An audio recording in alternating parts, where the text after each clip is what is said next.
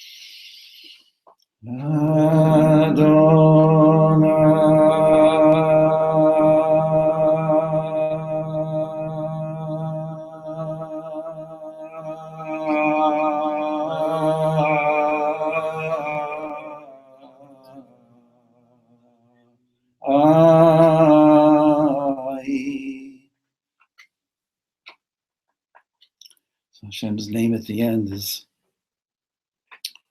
you see the vowels under the one at the top.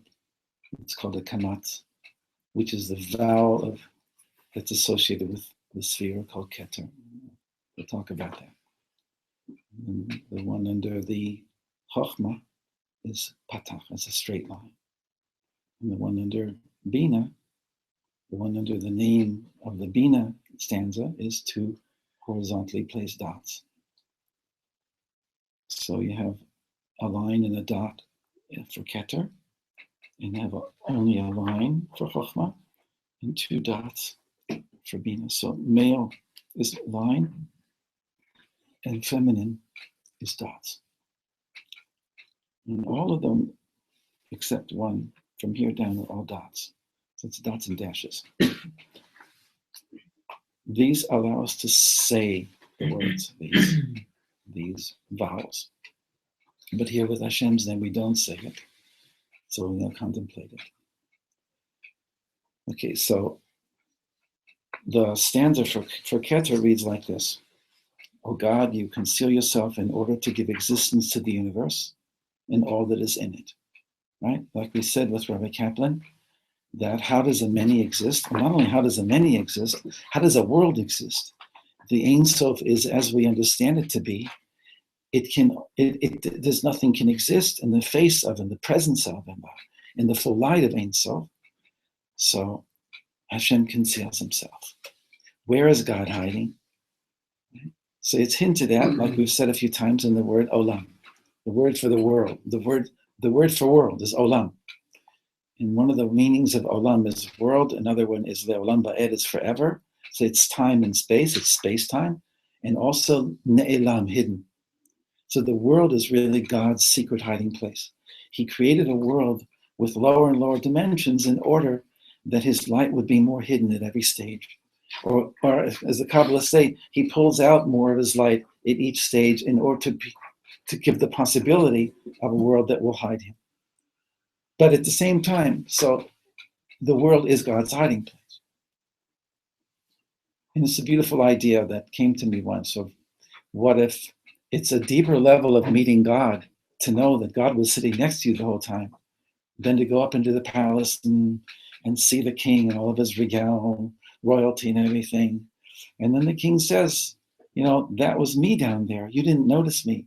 It's a famous story of a very great violinist in Europe who was giving a concert in a concert hall, but he took off his concert clothes, and dressed up as a gypsy, and was sitting outside the concert hall playing his violin. And people were walking by in order to get to the concert hall and drop some coins in his hat. And then when they were in the concert hall, they were all waiting, like, where's the violinist? And then he walks down the aisle, dressed as he was outside. And they begin to understand as he gets closer with his violin and goes up on the stage. So Hashem can be with us in in a very deep way, because he knows how to hide himself. And the universe is your secret hiding place, where man can be totally oblivious to.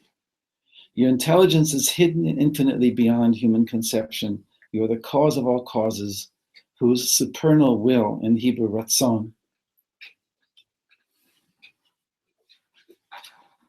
Even though the word ratzon doesn't, but you'll see that ratzon is the conceptual meaning behind the word keter, and that's what I want to talk about. So ratzon is that your supernal will is to be crowned and recognized by man despite your concealment. That when man breaks through the concealment and knows that the world that we live in, the walls that are around us, are not just solid, they're molecules, they're atoms, and the atoms themselves are more space than, right? That there's something that makes this world seem natural and seem so take it for granted. Like we're spinning around at 1,000 miles an hour, or even faster than, not 1,000 miles an hour, faster than that. We're moving in space, the entire solar system is moving, everything is moving, and yet there's this incredible blue sky up above. which is reflection. This is an illusion. Right? And the trees are quiet, and the wind is blowing softly, and the clouds are moving, hardly moving in the sky. It's all a setup to make you feel like so comfortable. But to know that the universe is a huge, potentially very volatile place, right?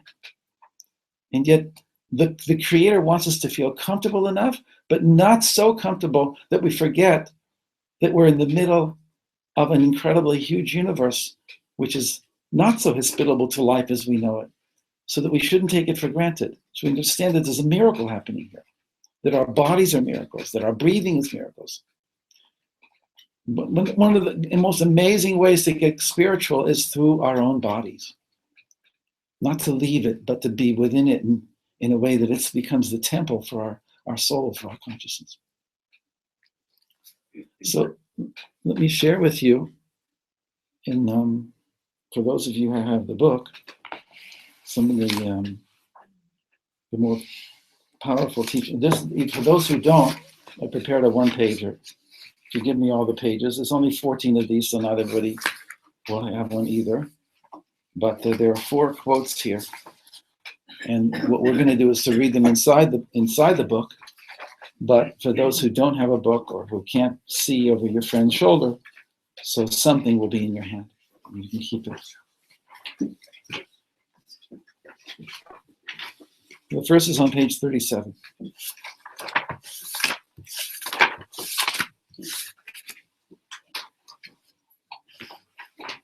Beginning of chapter 4. Page 37 in the book. So this quote at the top of this page is from there.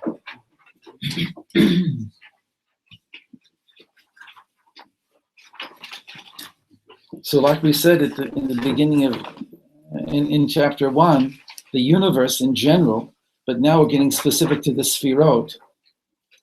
And we'll have to define them maybe. I can't just keep using the word without giving some inside understanding. We want to get to that. We're just going to build up to it. So he starts off, the Sfirot are the most basic modes of God's creative power. There's a lot behind what he says. Thank God for that he was an amazing scholar who, in order to say simple sentences like this, he had a lot behind him. In other words, to write a check like this, you have to have a good bank account. The Sfirot are the most basic modes of God's creative power. The Sfirot thus constitute the inner structure and makeup of the universes, the Olamot. The most basic modes. Now, the word mode is so important in English. Mode, modality, modulation, they're all MD words, and they come from the Hebrew midah. A midah is a measure. A mad is a pair of is clothing that a soldier wears. He's wearing his madim, his uniform. But the MD words are very, very amazing. The Sfirot are also called midot, qualities, or what's the other word for qualities is attributes, but modalities is even better. They're frequencies. In other words, like music, is that you can, or sound or light, you can modulate the frequency of something. So God creates the world with sound frequencies, light frequencies, right? And sound frequencies, sound and light. So they're the basic modalities, the basic modes of God's creative power. The Sefirah is a concept of the inner structure and makeup of the Olamot. It's through the Sefirah that God interacts with the universe. That's the spiritual interface between the infinite and the finite. The bridge between God and his creation. Nothing in the universe takes place except through the medium of the Sefirot. Well, the Sefirot, however, are not God. From the point of view of God, even the Sefirot have no real substance, literally without anything. They're bli ma. So there's a bunch of stuff there. The Sefirot are reflected in us, and in this way we partake of the divine. The Kabbalists say that the most basic qualities of human emotionality are love and fear. Together, they enable man to interact meaningfully with the world around him. They're called the two wings of the soul, love and fear. Love is, I want to draw close. I want to melt boundaries between myself and the other. Fear or awe is boundaries, is self, is boundary definition, right? Right. Evolution and entropy are two words that we use in science, which are basically synonyms with chesed and gevura. Is these two forces in our existence that work on the physics level and they work on the psychological level. Chesed and gevura, love and awe, love and fear. Together they enable man to interact meaningfully with the world around him. So these qualities, as well as all other traits that derive from them, are a reflection of the qualities that God uses in running his universe.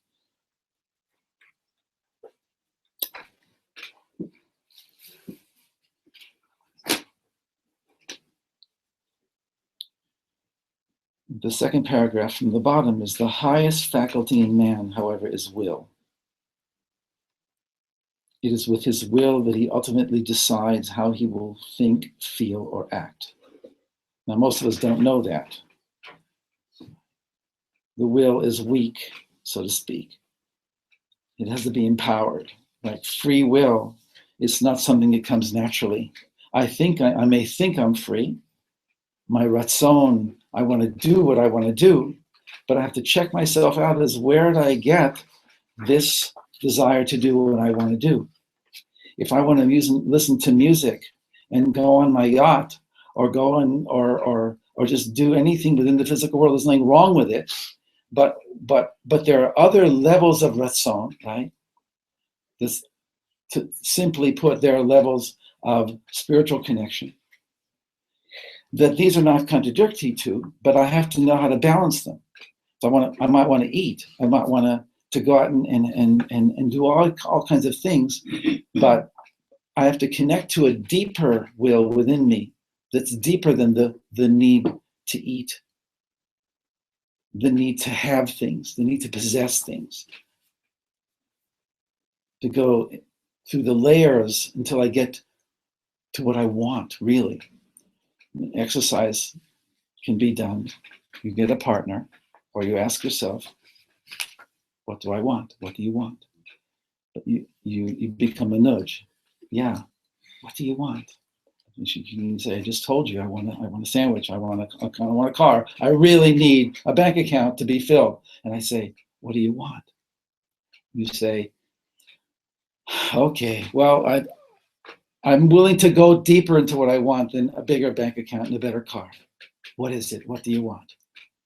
Anybody want to answer me? What do you want? Don't go too deep too quickly, but let's go. You want peace of mind. So I really hear you. You want peace of mind. You look at me and I'll look at you. It's really important. You really want peace of mind.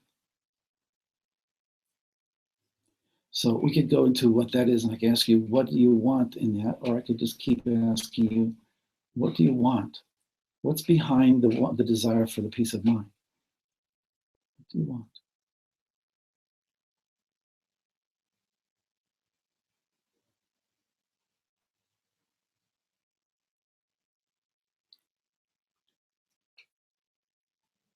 So wanting moves from wishing for something to being willing to do something.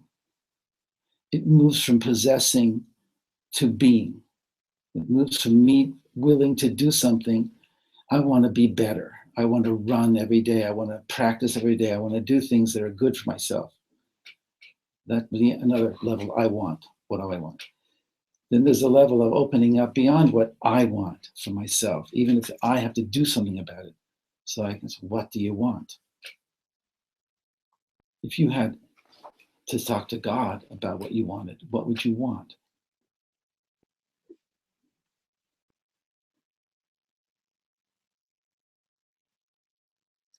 To be free of fear. Awesome. So you can go, each one can be gone into. And then what I'm not being fair, but I want to move you to the universal, to the. I think that's the next step. Yeah, what do you want? What if you really could have what you want? What would you want?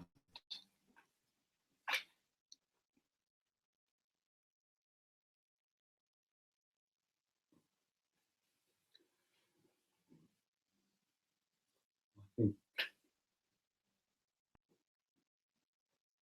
freedom from fear will allow me to express myself fully. I respect that. Would you like that for other people also? I think that's what comes after. So how would you articulate that? What would you want? To help other people express themselves fully. To get over their fears, to get over living in fear and being motivated and generate their lives from fear, to get over that. And what would you want that's even beyond that, that's behind that or beyond that? What do you want? Travel now with me. Go with it. Please don't feel put on the spot, but what do you want? I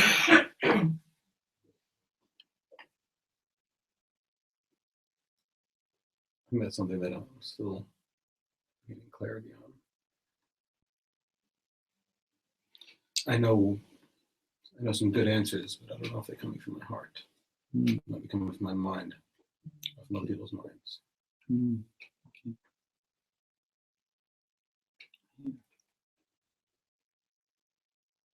Thank you so much. So it could go to, I want to know my soul. I want to connect with the deepest level of my being. I want everybody to be able to do that also. I want the whole world to awaken. I want the whole world to be elevated. All of mankind, all of creation. I want. Until I want what you want. I want what the Creator wants. I want nothing less. That's Ravadravim, the will that includes all of our wills in every single will. And then when we buy a pair of shoes or eat an apple, having connected to our highest will, to the highest will of all wills, then it changes the way we eat the apple and the way we buy those shoes. Right? So we're not buying them anymore to look good. We're buying them to walk in this world in a way in which I can fulfill my mission. So it's not external anymore because I've connected it. So that's where I want to go with Keter, right? To this idea called Ratzon. Yes.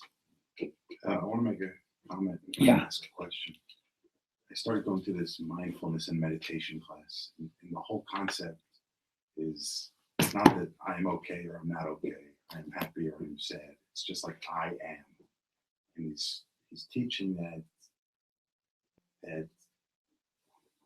I'm not my emotions, I'm not my feelings, I'm not my desires, I'm not my experiences. It's just I am, and everything else is not really part of your core being. So then that begs the question, then what am I if I'm none of my experiences, none of my feelings, none of my emotions, none of my desires? So the only thing that you could really be is this pure essence of Hashem, a piece of eternity.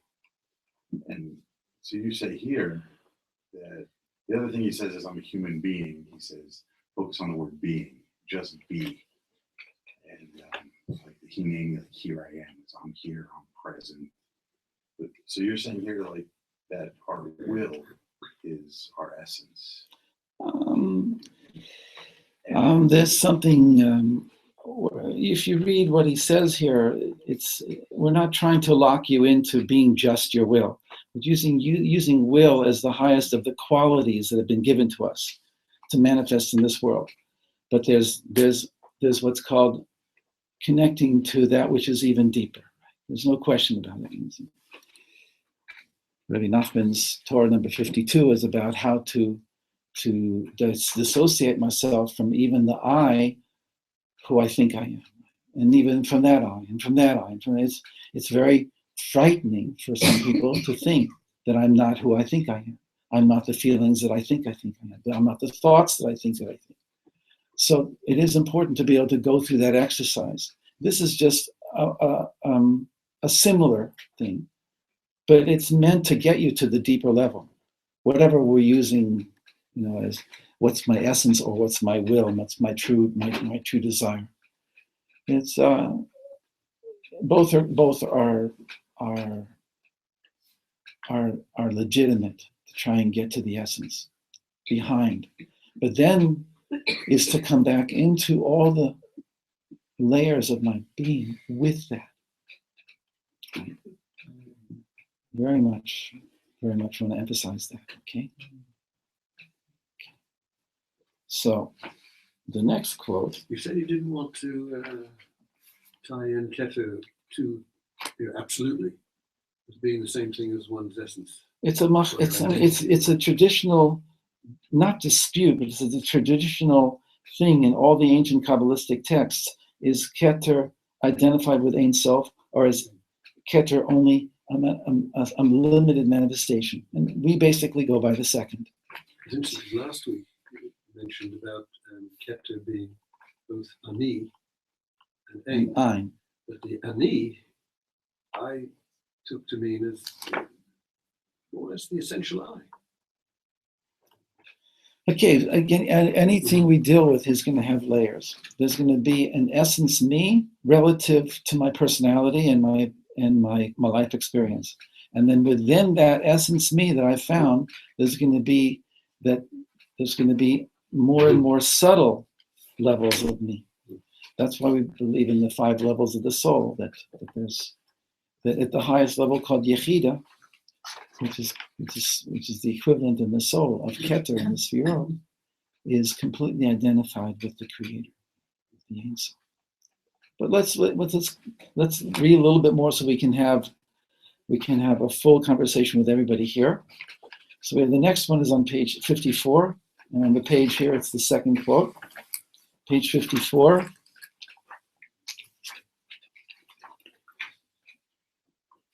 Near the top, it says, Keter represents the very concept of free will that God created in order to bring his creation to the desired goal. It's interesting that we attribute free will to God, right? It's actually very important to do so. When he then created the next 3 Sfirot, or the next 2 plus Dot, Chochmah, Bina, and Dot, he established laws that in effect would limit or conceal his free will, his free choice. It's only once these Sfirot were brought into existence that he bound himself, as it were, to follow the rules. And so he gives this is one of the 4 or 5 times throughout the book that he talks about chess. A good analogy to this would be a chess game where a player could move his pawn across the entire board in one move. Nothing prevents him from doing so, except prior commitment to play according to the rules of the game. Similarly, God made a contract with creation that he would follow the rules and laws laid down in Chochmah and Bina. And he has a lot to say about Chochmah and Bina. Because of this commitment, things can be seen to be going in a predetermined way, which is antithetical to the total indeterminacy of Keter. Nevertheless, why do we need this? Even when everything is running according to plan, and the level of Keter is hidden, it's still there. It's the motive force behind the scenes to bring about God's will in creation. It's just that he's doing it through the limited levels of Chochmah and Bina, of the laws that he's established. But the free will is always there.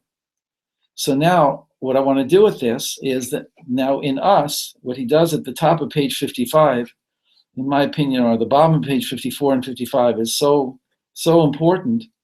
And of course, I want everybody to read the whole book. It's a really, it's not a masterpiece, but it's definitely an important presentation of ideas, but not just dry. He really has things to say here. In other words, he's learning the wisdom of Kabbalah and bringing it out as a real wisdom, not just as a kind of a magical practice of some sort. It has real wisdom to it. That's what I see. So at the bottom, he called it man's free will. We've seen that it is only when Keter is hidden and Dot is manifest that God is bound by the laws and logic of creation. Even here, however, the influence of Keter is merely concealed and is never totally absent. There's always an element of indeterminacy in creation. And he speaks this as a physicist and as a metaphysicist. There's always an element of indeterminacy. We know that. This is due in large part to man, because we're the only ones with free will as we know it. Angels don't have the kind of free will that we have, nor do animals or any other creatures. It's a specific type of free will that we have. The truth is that whenever man activates his free will, God's Dot, his foreknowledge, disappears, and Keter, his free will, manifests in its place. We connect with Keter in ourselves, and that is able to change whatever is happening in the world. It has to go through inside. It's not like we're saying, please change the world. It's not good. There's something wrong. No, we do something inside, and that automatically connects us to the higher level called Keter. One of the most fundamental premises of Judaism is that man was given the ability to choose and act without the slightest compulsion. And one of the reasons God hides is that man should not act under compulsion, that we should not be robots, that whatever we do should be with free will. Even a person who's doing mitzvot for 40, 50 years has to make a decision every once in a while. You know what? I'm not just doing this because I did it yesterday. Because then the nature, second nature, everything becomes second nature. You have to reconnect yourself to the reason why you're doing things in one way or another, somehow. There's an advantage to doing something for a long time, but there's a disadvantage. So you need to renew yourself to regenerate. So in many ways, Hashem's very, very strong on the fact that there's a kind of a holy of holies within each one of us where he will not go in unless we go in also. It's an empty room. And if we don't go in it, it's like it stays empty. But that is where we can meet God, in our own holies, in our own inner sanctum. Our own willingness to go in, to stand in the mystery of our own being, where we are not compelled, we are not limited by who we grew up as, by the ideas that have fashioned us, that we can connect to an infiniteness. Even if we don't know what that infinite is, we don't know what the word awake means. What awake to? Wake up, I want to wake up, but I don't know what awake means. I can still want to awake. I can still believe that awakening is the goal of my life. Anyway, choose and act without the slightest compulsion. This ability distinguishes him not only in his actions, but also in the profound effect that an active human will can have on a seemingly irreversible situation. What does he mean? I think what he means is like, it's like in a hospital. You have to be very careful when you're a doctor.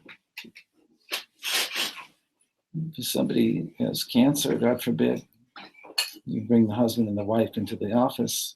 Well, I have to tell you something. You only have such and such time to live. Do we really have the right to say that? Do doctors have the right to say that? Is it good for the patient? Well, he might say, well, I want to be honest. I don't want him to live under an illusion that he's going to live for a long time. Your time is limited. It's a real wake-up call. That person who's hearing that will go through a lot of stuff in the however very months that were given to him or her. But after 3 months, when the 4th month comes and the 5th month comes and the 6th month comes and they're still alive, which has happened plenty of times. So doesn't that teach us what the doctor should have said in the first place? Right? We're not allowed to limit the possibility of infiniteness within our lives, of indeterminacy. So if a doctor's not allowed to do that, we're not allowed to do that with ourselves. So he says, and as we have said, in order that man could resemble God, he gave him a divine soul and endowed him with free will. And that really is, in a sense, what really being created in the image of God means, is that we have a freedom that we're not, as he says it in the next paragraph, man's basic internal volition and essential being.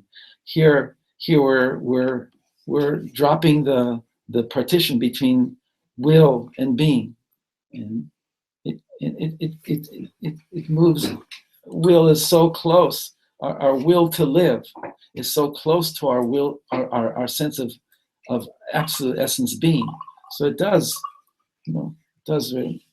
get very close. On the level of Keter, man is compelled neither by internal predisposition nor external stimuli. His decisions are completely independent of all other considerations. Again, not everybody is holding here. You have to know the Torah behind this. We have to tell our children about this. It has to become something that we can speak about, that free will really is a very important thing. That if you're fooled to having free will and think you have free will, that's not free will. It's free will has to have certain conditions to it and certain qualities to it. It's only thus that he can be truly responsible. If we're compelled, even if we're willingly compelled. I'm willing to be compelled by the culture that I was brought up in. That's not being free. And so therefore Hashem will not hold a person responsible if they've not come to their real freedom. There is in court, there is a way of saying, I didn't know, I didn't realize that I was capable of being better. Nobody ever told me. Classes have to be given in free will, because will has to be freed. Will has to be freed and allowed to breathe so that we can know we're powerful beings. Well, not that we're going to go around doing things that are crazy, but the essence of owning my will and knowing that that's a divine part of myself. God may have absolute knowledge of the future, but this in no way deprives the individual of his own free will. Why I have two periods there, I don't know why. For no matter what determining influences he may have been subject to, he has the power to transcend his own limitations.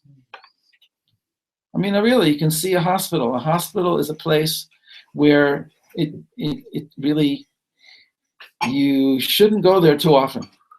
I mean, to see other people and to help them and to know how serious life is and to be there to help other people. But when you're a doctor, it becomes a little bit like you become jaded, unless you're careful. You see too many people go, right? You begin to believe that it's all fate.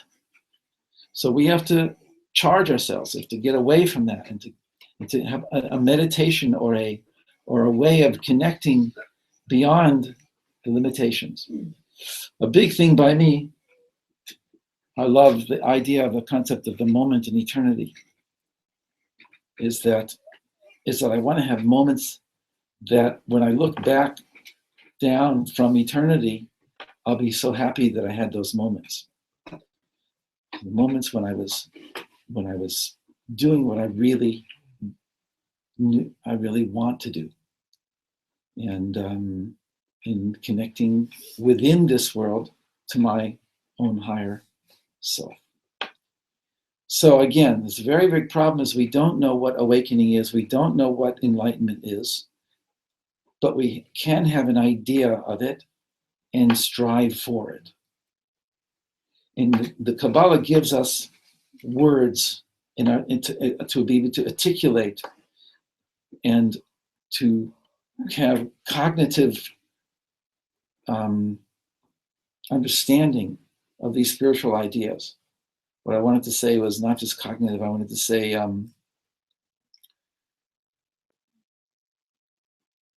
be able to conceptualize, even if it's distant from the real thing, but I want to conceptualize to some proximity what it is that's beyond that I want in my life now. So there's a science here. Okay. The rest of this chapter is very special. It goes into having compassion on ourselves, and that's part of being also free. God's compassion and our own compassion. So whatever we're going to learn in inner space about Kabbalah, about God, is really reflected within ourselves. And so that's going to be a motif or a continuing way of us being able to use this text as a way of knowing ourselves. So the meditation for today, the last few minutes, is a meditation on anything that's holding us back. First of all, feeling the feeling of freedom, of having the ability to breathe, to move. Nothing is holding us back. There's the world is open to us.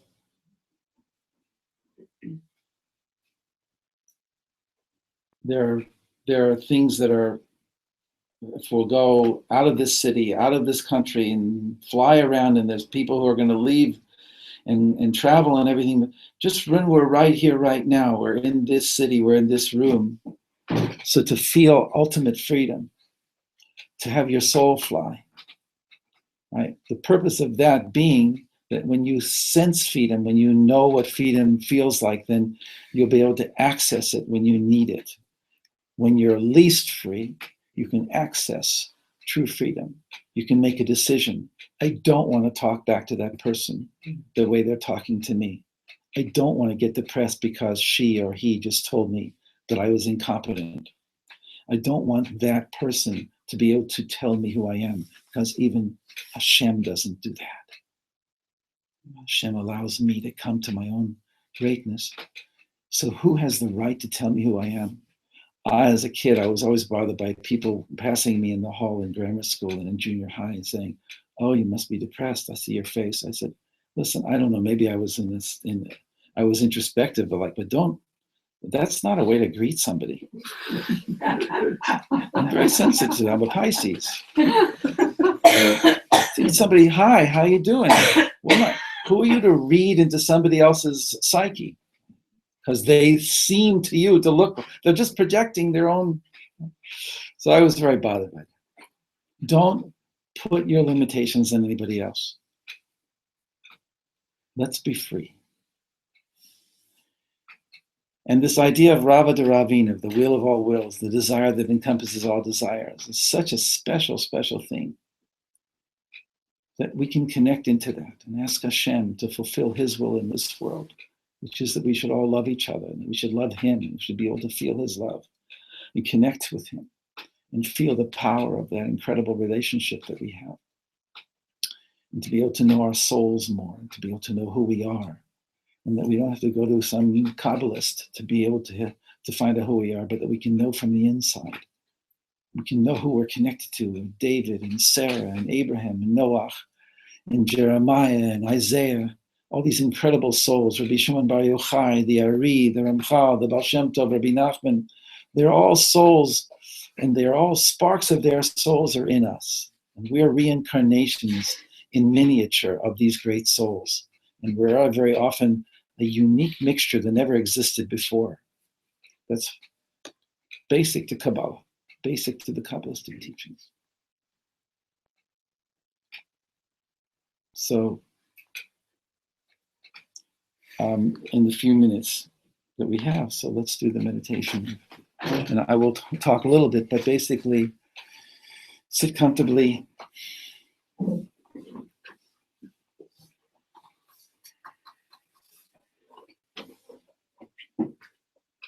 If you can hear Hashem calling your name twice, that he's calling you to your higher calling, calling your soul, calling to each one of us, calling to connect us to our highest mission, to the highest will of creation, which is to constantly become one in the oneness, and then become one in each one of us. That we merge and submerge and into the oneness and we don't exist, and then we come back into full existence with the most essence of the one within each one of us. And then we open our eyes later and we look at ourselves and we look at each other and we look at the world. We see godliness.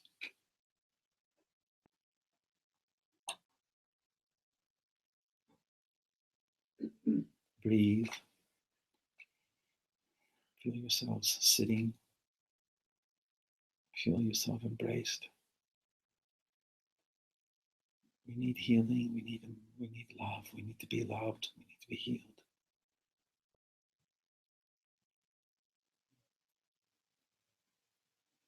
So many people need this too.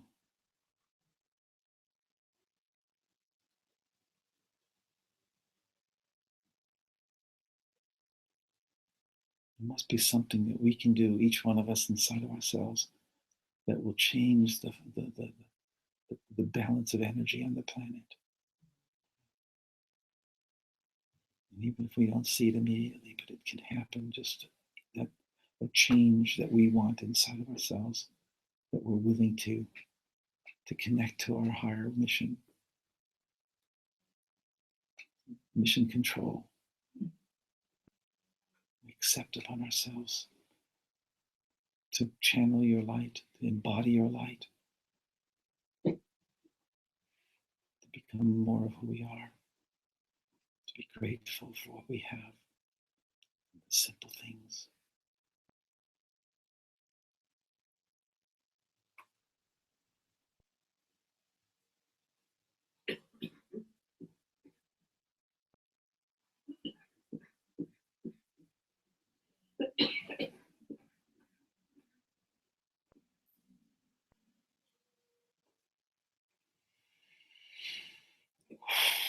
Need some water? No, we have. Please, somebody pours. You have some water? Okay. So maybe even just feel the warmth on your forehead and the top of your skull and the back of your neck, a radiating light within you, within your brain stem, radiating out from the holy of holies of your brain, the holy of holies of your heart, and the connecting of the two. Incredible electrical system that we are. Take it for granted. Please Hashem, heal us. Please Hashem, give us life. Please Hashem, allow us to know you in our lives. Allow a generation to grow up who will know you and who will bring your light into the world. That whatever they're caught in now, they're very high and exalted souls, and they can just come close to you in the wink of an eye, because we're ready to do that. We've done everything possible. We've looked everywhere. Where to find you, sitting next to us.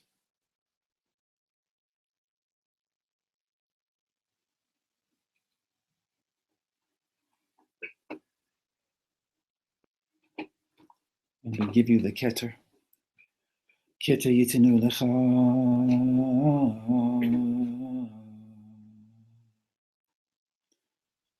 Hashem.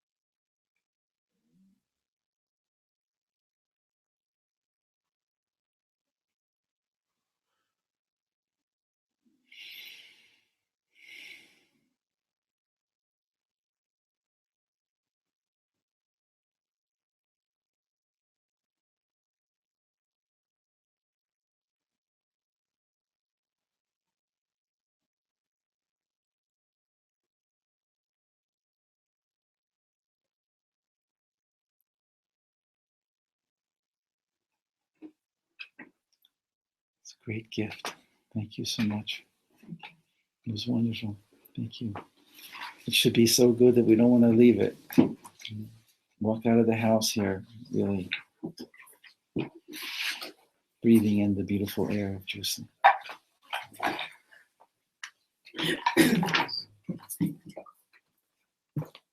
When God chooses to circumvent the natural course of history and reveal his absolute authority over creation.